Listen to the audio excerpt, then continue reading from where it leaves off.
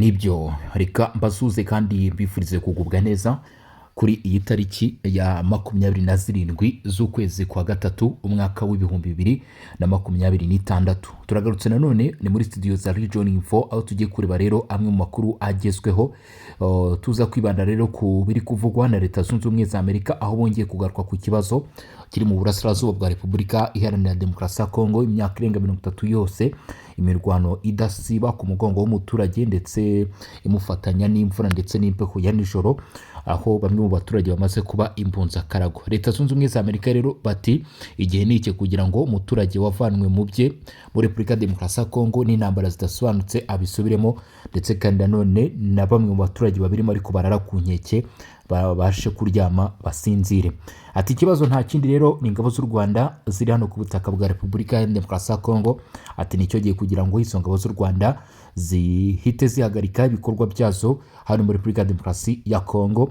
Ati kandi nanone hongera hasuzumwe niba Repubulika Iharanira Demokarasi ya Kongo nayo iri mu mikoranire na FDLR, hanyuma icyo kibazo nacyo gihagarikwe cyangwa se gishyirweho akadomo, ubundi ibibazo bikemuke, uburasirazuba bwa Repubulika ya Demokarasi ya Kongo ababugenda ndetse n'ababutuye bongere batengamare. Biraza gukunda. Reka tuze turebe rero imyanzuro Leta Zunze Ubumwe za Amerika bamaze gufata ku kibazo kiri mu burasirazuba bwa Repubulika ya Demokarasi ya Kongo. Gusa nta kindi kiri kuvugwa usibye mu by'ukuri ko Leta Zunze Ubumwe za Amerika bamaze no gusaba ko ibikorwa by'u Rwanda bigizwe n'ibikorwa n'ingabo z'u Rwanda ziri ku butaka bw'iki gihugu cya Repubulika ya Demokarasi ya Kongo bihita bihagarikwa, ndetse izo ngabo ziri kuvugwayo zigahita zitaha n'ibyazo byose. Abenshi barimo no kubihuza no kuba abarwanyi 23 n'ubundi batangiye kugenda basubira inyuma, dore ko kuri ubu kuva muri Rubero kugeza Warikare kunyura Rucuru abarwanyi ba 23 bakomeje kugenda bagaragara bava muri bimwe mu birindiro bari barigaruriye basubira inyuma,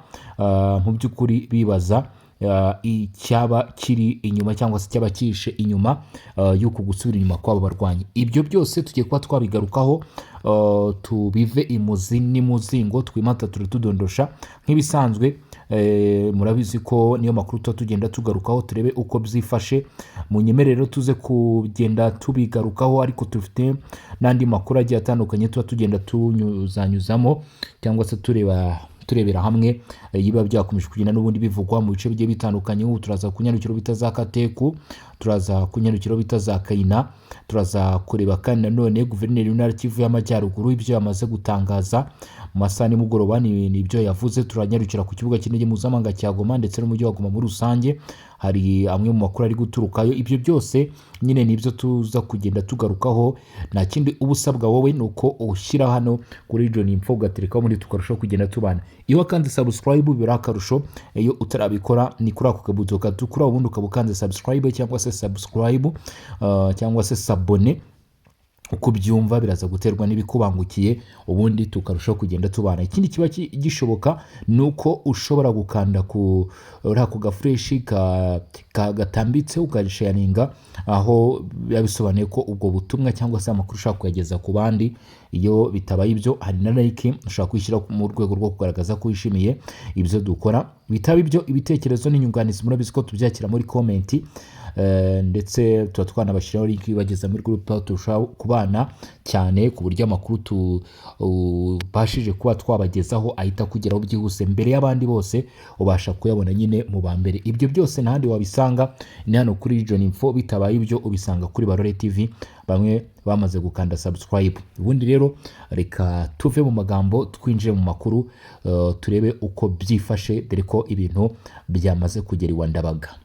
Nizera ko kabisa uyu munsi ibitekerezo biza kuba byinshi, kubera ko zimwe mu nkuru kabisa mutegereje muri benshi kumva uko ibintu byifashe. Nanjye ubwanjye banagereje kuza kumva kabisa aho ibintu bigeze. Ingabo z'u Rwanda zatagiye kuva muri Kivu y'Amajyaruguru, abaturage barasabwa kuba maso kubera ibiri kuhabera. Ibi byavuzwe rero na guverineri w'intara ya Kivu y'Amajyaruguru, nabyo turaza kubigarukaho, ariko mu nyemerere tubanze duhere ku bijyanye n'aya makuru akomeye cyane.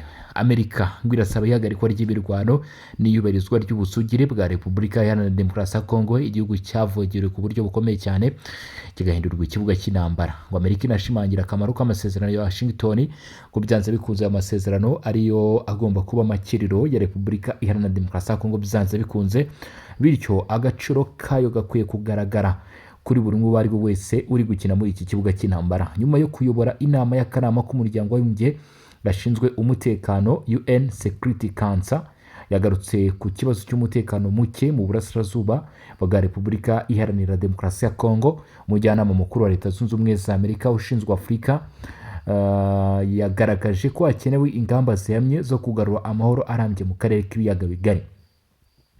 Muri iyi UN Security Council, Repubulika Iharanira Demokarasi ya Kongo yari ku meza y'ibyigwa bya mbere cyangwa se umutekano waho wari kuwa mbere mu bigomba kwiga. Mu ijambo rye yavuze ko ari ishema rikomeye kuyobora iyo nama yibanze ku bibazo bikomeje kuzahaza abaturage bo mu burasirazuba bwa Repubulika Demokarasi ya Kongo, aho miliyoni z'abaturage bamaze imyaka myinshi babayeho mu buzima bubi, badafite amahoro, umutekano n'amahirwe yo kwiteza imbere mu bukungu.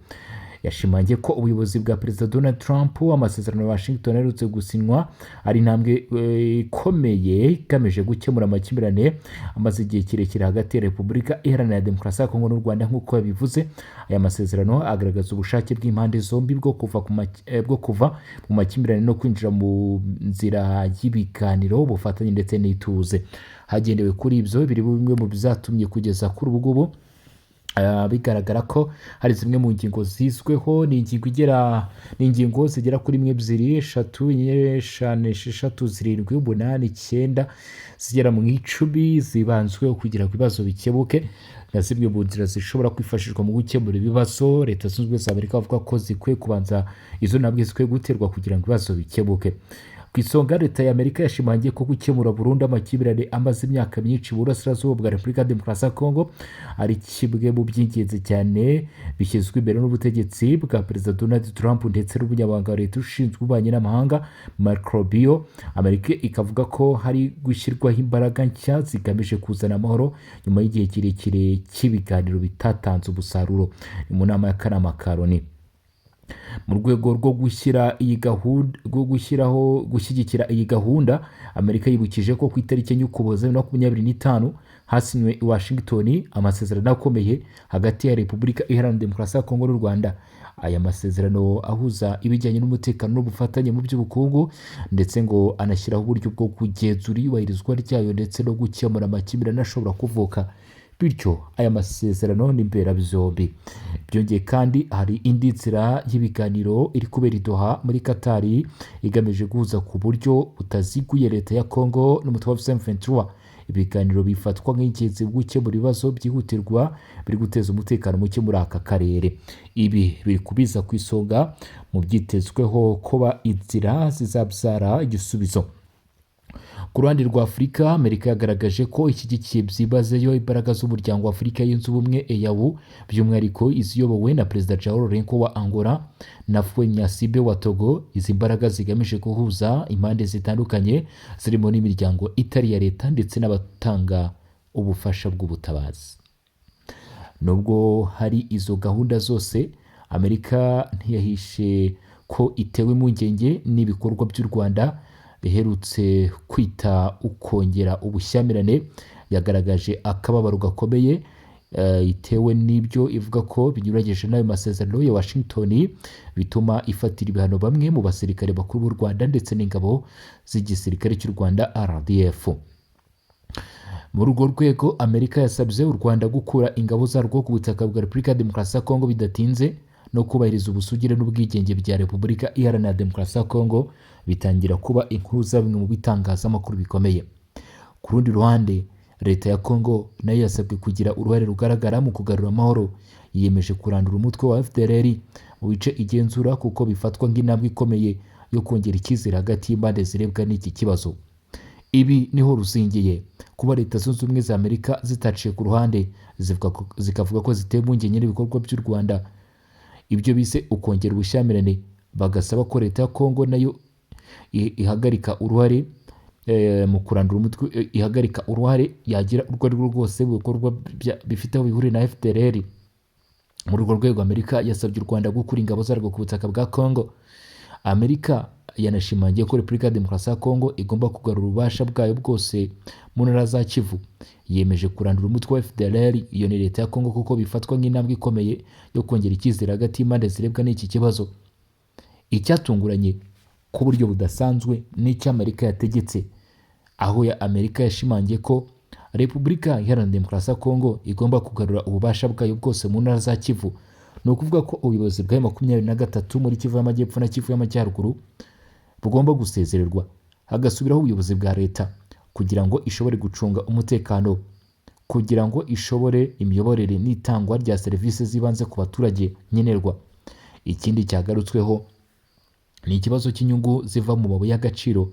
Amerika yasabye ko hashyirwaho ingamba zikomeye zo gusenya imiyoboro itemewe icuruza amabuye y'agaciro, kuko ariyo itera inkunga imitwe itwaje intwaro ikanateza umutekano muke mu karere. Ku bijyanye n'uruhare rw'amahanga, Amerika yashimangiye akamaro k'umutwe w'ingabo za Loni MONUSCO, isaba ko wongererwa imbaraga kugira ngo ugenzure ishyirwa mu bikorwa ry'agahenge.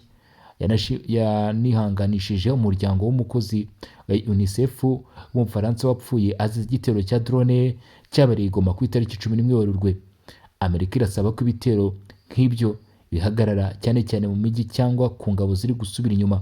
Muri rusange, Amerika iragaragaza ko ishaka igisubizo kirambye gishingiye ku biganiro, kubahiriza ubusugire bw'ibihugu no guca burundu impamvu zitera intambara, harimo n'inyungu zituruka ku mutungo kamere.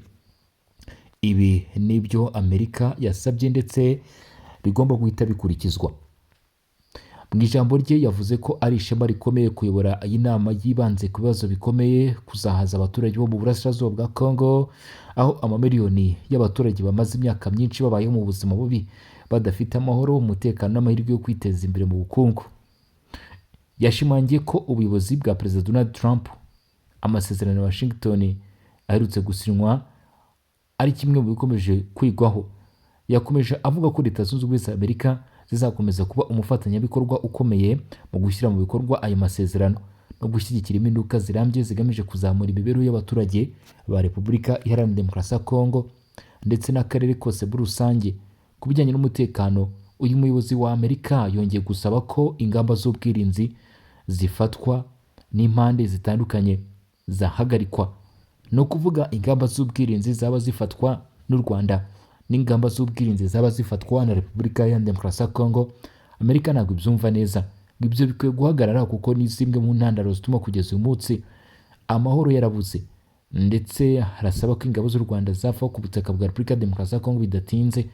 Agashimangira ko ari ngombwa kubahiriza ubusugire bwa Repubulika ya Demokarasi ya Kongo, ubutaka bwayo n'ubwigenge bwa politike nk'amahame shingiro agenga umubano mpuzamahanga. Nubwo bimeze bityo ariko, yanagaragaje ko leta ya Repubulika Iharanira Demokarasi ya Kongo ifite inshingano zo gukemura ikibazo cy'umutwe wa FDLR ukomeje kugaragara nk'imwe mu mpamvu zitera umutekano muke muri aka karere. Yavuze ko kurwanya no kuwuca intege ari ingenzi mu gukura impungenge z'umutekano ziri mu mibanire y'ibihugu byombi. Ibi byose nk'uko yabigarutseho ni bimwe mu byafasha kugabanya icyizere gike kiri hagati y'impande zitandukanye no gushyira umusingi w'amahoro arambye mu karere k'ibiyaga bigari. Abasesenguzi bemeza ko nubwo hari intambwe iri guterwa binyuze mu masezerano ya Washington, ngo haracyari inzitizi zirimo kutizerana hagati y'impande bireba, imitwe itwaje intwaro ikomeje gukora muri ako gace, ndetse n'inyungu zinyuranye z'ibihugu bigira uruhare muri amakimbirane.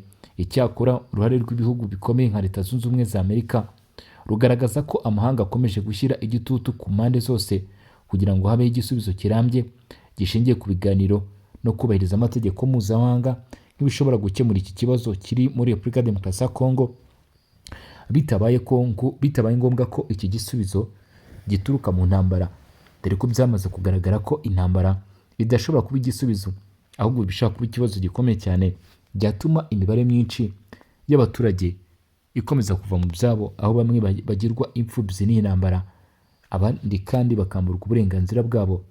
Ibi ngo birakwiye ko bihagarara, kuko biramutse bikomeje gutyo ngo byahinduka ikibazo gikomeye cyane kitazigera gihagarara. Hari ibikorwa byakomeje kugenda bindi bivugwa hano ku butaka bwa Repubulika Iharanira Demokarasi ya Kongo, ndetse byateye benshi kwibaza ni ibikorwa biri gukorwa n'abarwanyi 23, ariko bamwe bakaba bibaza niba mu by'ukuri byaba bifite aho bihuriye n'amasezerano ya Washington kuba abarwanyi ba AFC mu 23 bari gusubira inyuma, dore ko byagaragaye yuko bari kuva mu bice birimo Rucuru, Walikale ndetse na Rubero. Gusa ariko ubutegetsi bwa leta ya Repubulika ya Demokarasi ya Kongo bwatanze umuburo. Mu gihe ibikorwa byo gushyira mu bikorwa amasezerano y'amahoro bikomeje, biravuga ko abarimo ingabo z'u Rwanda ngo bashyigikira umutwe wa 23 batangiye kuva buhoro buhoro mu bice bya Kivu y'Amajyaruguru mu burasirazuba bwa Repubulika Iharanira Demokarasi ya Kongo. Ubuyobozi bw'intara Kivu y'Amajyaruguru buyobowe na Evariste Kakule Somo ngo bemeje aya makuru mu kiganiro batanze. Ni ikiganiro cyaciye kuri Radio Okapi, ndetse uyu guverineri w'intara Kivu y'Amajyaruguru Evariste Samo Kakule yagiranye n'iyi radiyo, aho yasabye abaturage gukomeza gutuza ngo ariko bagakurikiranira hafi iby'iyo myivumbagatanyo byabo bari gusubira inyuma. Yasabye abaturage kuba maso ndetse no kwitondera ibikorwa biri gukorwa n'izi nyeshyamba. Mu magambo ye yagize ati, ndahamagarira abaturage bose gutuza no gukurikirana neza ishyirwa mu bikorwa ry'ikorwa ryo kuvana ingabo z'u Rwanda ku butaka bwa Kongo bikubiye mu masezerano y'amahoro, cyane cyane ayavuye mu biganiro byabereye i Washington. Kugarukira aha, dukurikije ibyavuzwe na guverineri w'intara Kivu y'Amajyaruguru kugeza umunsi uyoborera iyi ntara Ibeni, biragaragara yuko yabashimangira ko ibyakozwe na 23 Rubero, yabashimangira ko ibyakozwe na 23 Walikale ndetse na Rucuro muri shoferi ya Bwito nta kindi kintu byabigaragaza usibye kwerekana ishusho ndetse n'isura y'uko amasezerano ya Washington yagizwe muri na Leta Zunze Ubumwe za Amerika yaba atangiye gushyirwa mu bikorwa. Ibi byaba ari ukuri, kadukomeze turebe. Aya masezerano ya Washington akomeje gufatwa nk'intambwe ikomeye igamije kurangiza amakimbirane amaze igihe kirekire mu burasirazuba bwa Kongo, aho imitwe yitwaje intwaro n'ingabo z'ibihugu bitandukanye bikunze kuvugwamo kugira uruhare. Nubwo hari icyizere cy'amahoro, si uko bimeze ku baturage bose. Harimo impungenge zikomeje kugaragara cyane cyane ku baturage bakekwaho gukorana n'imitwe yitwaje intwaro cyane cyane wa M23.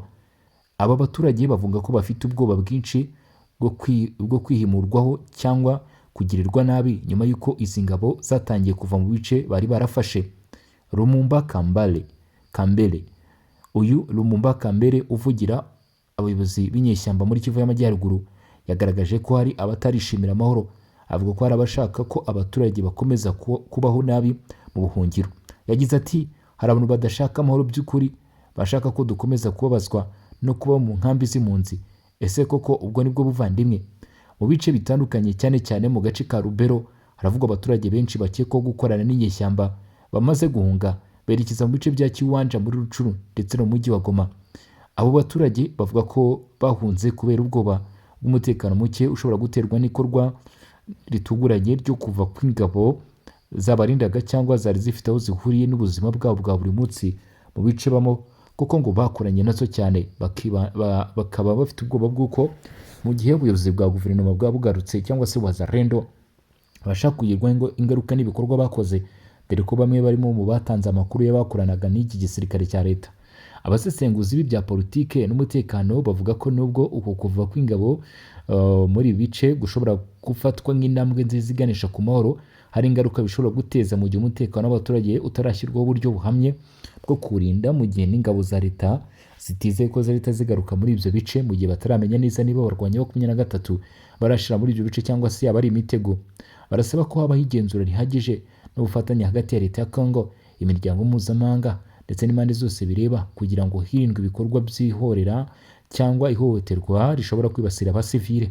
Muri rusange, nubwo hari icyizere gishingiye ku masezerano y'amahoro, abaturage bo mu burasirazuba bwa Kongo baracyafite impungenge z'iki gihe kiri imbere, cyane cyane ku bijyanye n'umutekano wabo n'uburyo ayo masezerano ashyirwa mu bikorwa mu buryo burambye. Bamwe mu bagiye bakorana na M23 bagaragaye rero guhera ku itariki 26 bahunga, barimo abahungiye mu gihugu cya Uganda, harimo abahungiye kandi mu mujyi wa Goma ndetse mu bice bya Kiwanja, aho bavuga ko batizeye umutekano wabo nyuma yo kubona ko abarwanyi ba 23 biringiye gukorana nabo bafashe utwangushye n'ibikoresho byabo byose bakagenda. Ngibi ngo byatumye benshi bibaza icyo gishobora gukurikiraho ndetse n'ingaruka bishobora kuba byatera. gusa kugeza kuri iyi saha icyo ugomba kuba wamenya ni uko abarwanyi ba 23 bari gusubira inyuma. Leta Zunze Ubumwe za Amerika zasabye ingabo z'u Rwanda kuva ku butaka bwa Kongo bidatinze ndetse no kubahiriza ubusugire bw'iki gihugu no kurangiza ibikorwa bya FDLR ku ruhande rwa leta ya Kongo, bagahagarika aho ariho hose bafite aho bahuriye n'ibi bibazo nk'ibishobora kuba igisubizo kirambye. Ni mu gihe Amerika yagaragaje ko amasezerano yayo ya Washington ndetse na Doha biri mu byitezweho igisubizo muri bibazo byo mu burasirazuba bwa Kongo. Somo Kakule yasabye abatuye Kivu y'Amajyaruguru kwitondera ibikorwa by'abarwanyi ba 23 byo gusubira inyuma, ndetse avuga ko ariko biri gukorwa mu buryo bwo kubahiriza amasezerano ya Washington yo kuvana abarwanyi mu bice bitandukanye bagiye bigarurira. Ni mu gihe kandi n'ubutegetsi bwa leta ya Kongo bwahise n'ubutegetsi bwa Leta Zunze Ubumwe za Amerika bwahise buvuga ko aya masezerano agomba gutangira kubahirizwa, ndetse ubuyobozi bwa leta bugasura mu bice byari byarigaruwe n'abarwanyi ba 23. Ngahe nguko murakoze cyane, mugire ibihe byiza.